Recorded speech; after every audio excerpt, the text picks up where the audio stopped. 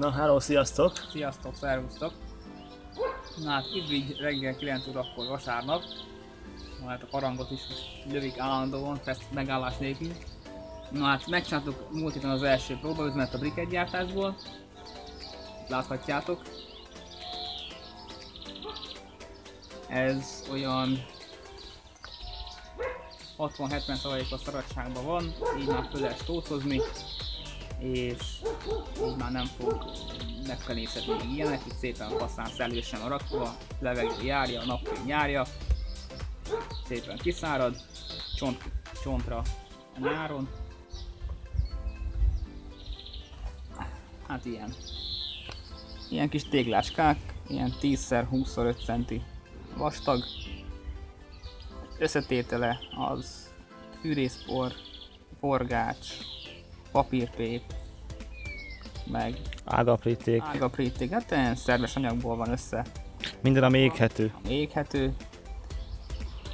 És akkor télire ezt fogjuk majd használni. Ebből úgy néz ki, lesz is még pluszba. Ja. Úgyhogy aki környékben lakik és érdekli, annak tudunk még ajánlani belőle majd, ha érdekes lehet. Na, akkor amit hazavoltunk a munkaterületről, ágaprítékot, ezt 3 minőségi osztályba soroltuk be, és akkor ezt most nektek megmutatom. Tehát van az első osztály, tehát ez külön válogatott, amikor galjasztuk le a fákat, tehát ez mind vastag,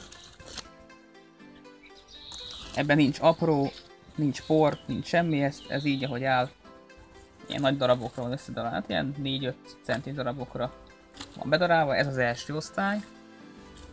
Akkor a másodosztály az ennél apróbb, ebben már vannak vékonyabbak is, de porja ebbe sincs benne, meg a 18 mm-nél, tehát ami a roston áthullik, az sincs benne. Ez a másodosztály, és a harmadosztály a legapróbb, ez így magába tüzelni nem az igazi, ezt inkább ilyen brikettgyártásra használjuk mi is.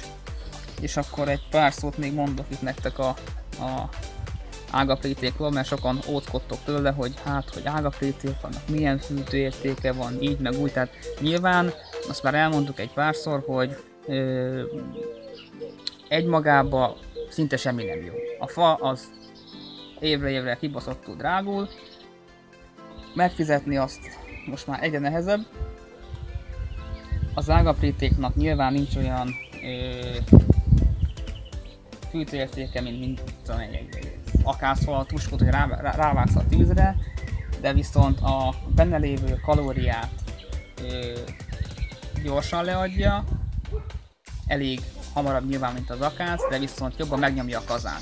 Tehát ezt mi úgy szoktuk ajánlani, úgy célszerű, hogy amikor az ember begyújt, csinál egy jó parazsat, rávág ilyenből 1-2 vödörrel, az jó, megnyomja a kazánba a vizet, és utána akkor már csak szinten kell tartani kemény fával, vagy akármilyen fával, ami éppen a háznál van. És akkor néhány szó még itt a ragasztóanyagról, a brikethez.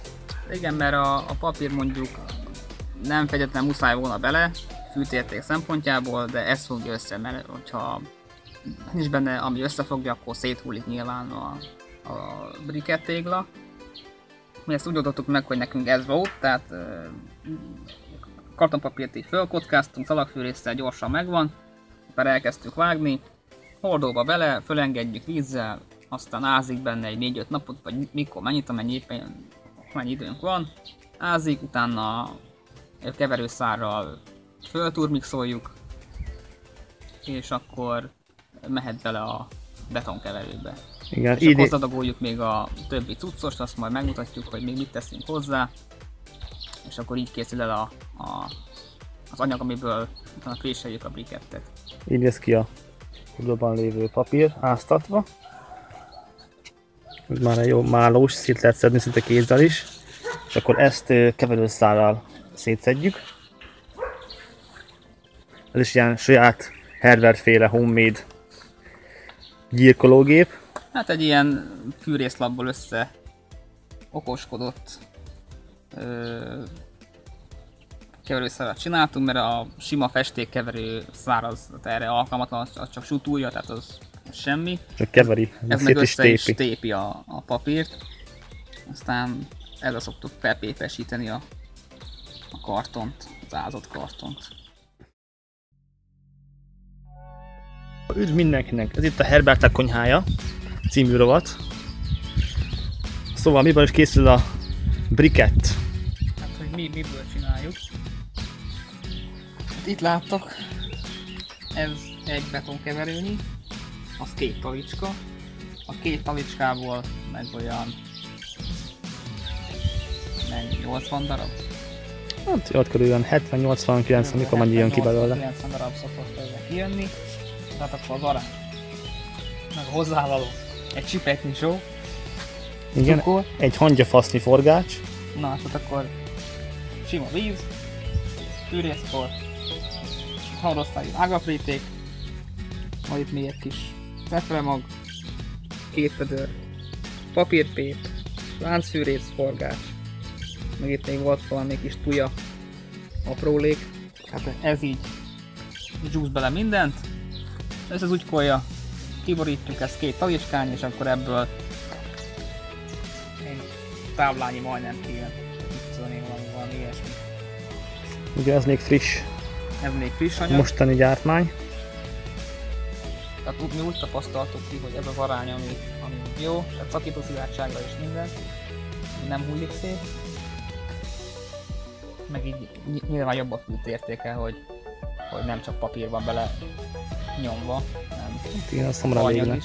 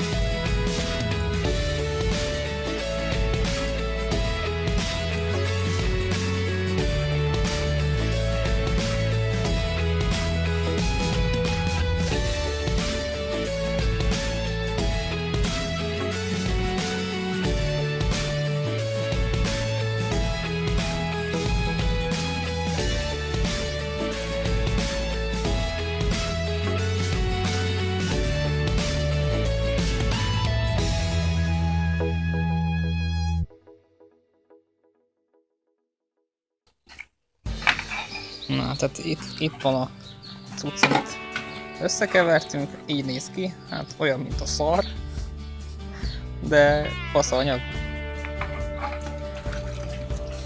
Ez egy drága testvérem, a nagypater, A Herbertek. a Herbertek klánja.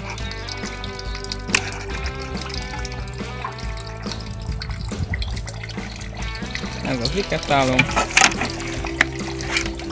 Egyszerű kis szerkezet, de célnak megteszi, ez ilyen 1.0-ás verzióként készül, de már van kis továbbfejlesztés is rajta, mert a saját gyári megoldása az nem a legjobb, tehát itt csövet azt újra lehet hegesztve, mert a sajátja az egyből elgörbült, tehát ez nem alkalmas ilyenre.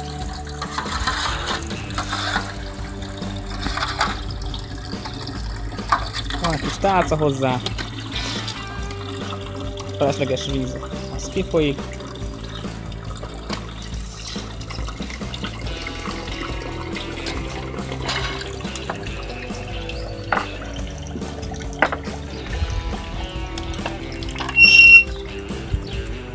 És akkor a készlet.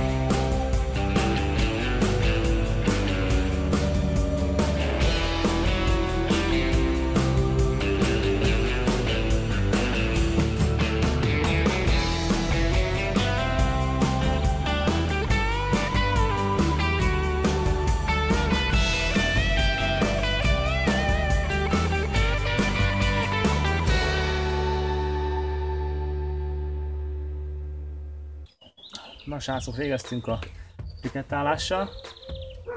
A mi fajta briketünk így készül, ilyen kókály módszerekkel, de első osztályú tüzelőanyag. Reméljük, hogy érthető volt a videó. Ha esetleg valami nem volt világos, nyugodtan szóljatok, kérdezzetek, bátran, ha tudunk, akkor segítünk benne. Meg hogyha valakit érdekel megvételre, mondom, akkor valamennyi lesz eladó, vagy még cserélve is benne vagyunk, hogyha valami olyat tudtok mondani, hogy minket is érdekel, mondjuk térkő, ilyesmi. Most mondjuk az lesz nekünk porondon a térkövezés. Bontott térkő is, ilyesmi, hogyha van, akkor bírunk cserélni is, ágaprítékot is, minden. Keressetek bátran. Na, hát volt itt ma szó ágaprítékról, háromfajta, akkor briket, gyártási folyamat, stb. De azt még nem mondtuk, hogy nekünk mennyi szokott kell lenni egy évben. Hát igen. Tehát azt nézzük átlagosan, hogyha az ember fával tüzel, háznagyságától függően 5-10 köbméter szokott úgy elmenni.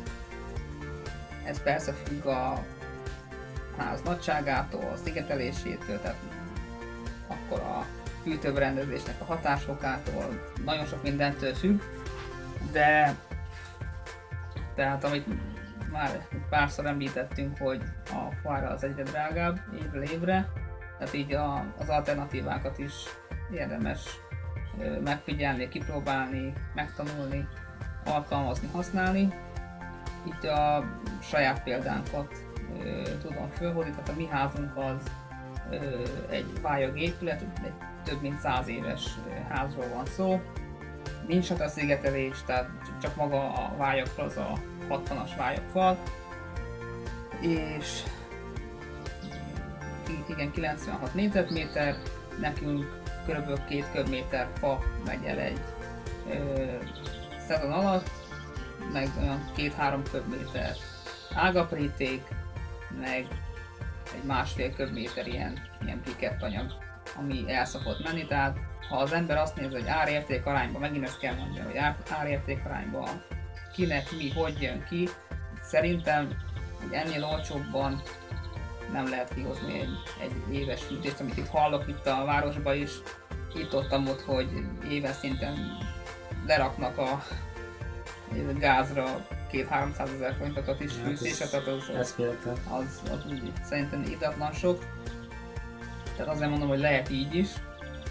Vannak alternatívák, nyilván az ember munkás, mi is azért csináljuk a videókat, hogy a nézők azok kedvet kapjanak ilyen telefon, hogyha van rá lehetőség, meg van hozzá alapanyag, meg úgy tudom, hogy jó, nekünk más a helyzet, mert mi alapból általában fával szoktunk foglalkozni, így nekünk mindig van hozzávaló fűrészbor, meg forgás, meg mindenféle kutyafület, ami úgy magában az úgy nem annyira jó fűteni, de így briketbe összepréselve ez így tökéletes első osztályú. A briket az mondjuk egy lassú égésű dolog, tehát az nem az, hogy ellobban hamar, hanem tartja a tüzet. Jobban tartja a tüzet este is, hogyha az ember ilyet is tesz rá. Az ágapríték az meg megint egy olyan dolog, hogy csak ágaprítékkal magába tüzelni kazánba, tehát az úgy magában szerintem az úgy kevés. De az, hogy vegyesen keverve fával szerintem tökéletes. Hogyha azt nézed, hogy begyújtástól számítva mennyi idő telik el, mire a kazan eléri azt a úgymond üzemi hőmérsékletet, azt a 60-80 fokot, mire azt felfűtöd, hogy az mennyi, hogy 30 perc, 60 perc vagy 2 orossza, tehát az nem mindegy, hogy mennyi fát tudsz addig. Mert hogyha begyújtasz, csinálsz egy kis parazsat, megrakod egy-két vödör ágapríték, az elég gyorsan, nagy hőt felszabadít, gyorsan fölmelegít, a vizet utána csak éppen szinten kell tartani, tehát kurva faszával lehet tüzelni. Azt is hozzá kell tenni, hogy minden háznak a fűtése más és más. Ezt ki kell mindig tapasztalni, aki éppen csinálja. Ha az ember ésszel csinálja, akkor rengeteg pénzt meg lehet spórolni. Borzasztóan lehet spórolni. De ahhoz képest, hogy az ember vesz 10 köbméter fát, az ha kemény fáról veszni, mondjuk akászol, az már több 300-400 ezer forintról van szó. Tehát azért nem mindegy, hogy az ember elfűt 400 ezeret, vagy 150-200 ezer forintot, vagy még annyit sem. Észre kell csinálni, meg kell fogni minden apróságot, ami lehet üteni. De ez akkor is jobb, mint amit hallunk itt tévébe, itt-ott ismerősöktől, hogy fóliát, műanyagot, minden lófaszt pakolnak be a kazánba, kandallóba, minden. Hát én ezt úgy nem nagyon támogatom. Ez a briket, ez tényleg egy szerves anyag az egész, tehát mint fából készül. Az jó, de nem azt mondom, hogy kíméli a környezetet, mert azt azért az túlzás, hogy kíméli, mert akkor kíméli, hogy nem fűteni az ember semmivel. Tehát egy olyan dolog, de akkor is, tehát nincs olyan kereső kibocsátása, mint hogy az ember mindenféle szavat üzelne. Én még el szerettem volna itt még hozzáfűzni. Tehát mondom, hogy ha van kérdés, vagy igény, vagy valami, akkor keresetek bátran, segítünk szívesen. Sziasztok! Sziasztok!